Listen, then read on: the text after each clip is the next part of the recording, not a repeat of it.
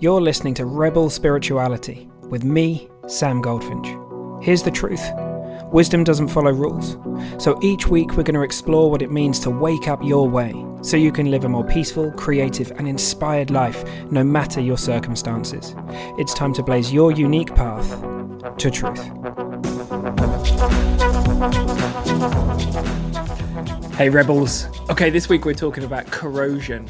You're probably thinking, corrosion? This isn't an episode, this isn't a podcast dedicated to rust and things like that, but it's a nice metaphor for what we're going to talk about today. And that's this.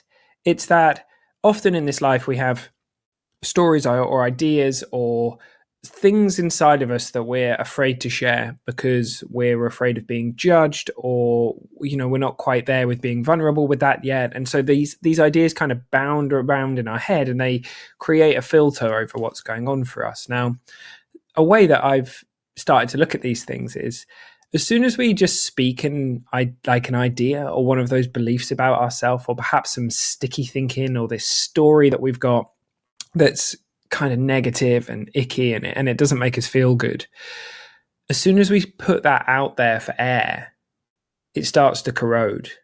And it doesn't mean that it necessarily, disappears in just straight away like that overnight. If you think about a car and how a car rusts, if you leave it in a field, it's going to take a while, right, for it to kind of rust away. And often these ideas, they just kind of start to rust, they start to corrode. So we might want to be having this conversation with a coach, with a friend, with a loved one, with a therapist, whoever, but I think it's a really powerful thing. And there's a lot more room outside of our head than in it. And although I know it's not literal that our thoughts are bouncing around in our head, but it can really, really feel like that. And it can feel like we're completely isolated, particularly if we have thoughts that are shameful or they have like a guilt energy to them. We can feel like we're really in our own personal problem, like it's just a me thing. No one else is going through this. No one else is struggling with this. When actually it's a universal thing. You can bet on the fact that if you've experienced something, there's a lot of other people experiencing it as well, right? It has to be. There's 8 billion of us on the planet. Everybody at some point has experienced something that they feel shame about. Everybody has made a mistake in their eyes. Everybody has failed at something in their eyes, right? And we carry these things around with us and they kind of create this fog over our vision. And so this is just a call to anyone who's listening to this, who's thinking, I don't know if I could ever share that. I don't know if I could ever. And maybe it is just writing it out.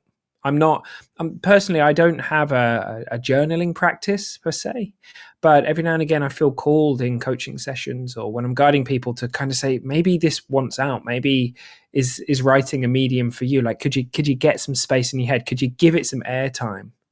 Could you allow that air to start coming in, to start corroding this idea so that it starts to fall away? Because that's like a huge first thing very often.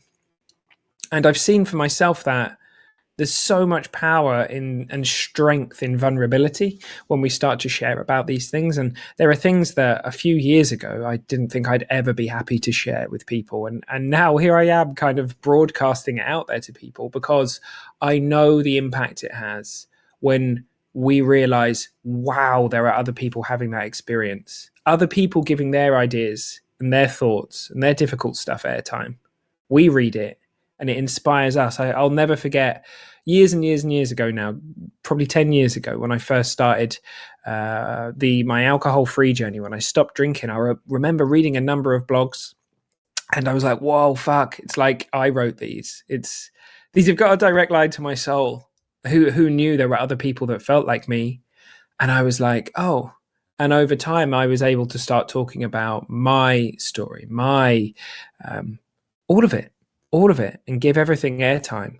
And the things that needed airtime in the sense of being propelled and other people were going to read them and they were going to live and take on a life of their own, then the intelligence behind life sorted that one out. And the things that needed airtime so they could corrode and disappear and fall away over time so they're just not part of my experience anymore, the intelligence behind life sorted to that too. So where in your life are you holding on to something? Have you pushed something away that with the right person, at the right time or in the right environment, you could share it, you could give it some airtime, and you could let chemistry and rust in the spiritual sense start to do its work. All right, team, I hope you have an amazing week. I'll see you soon.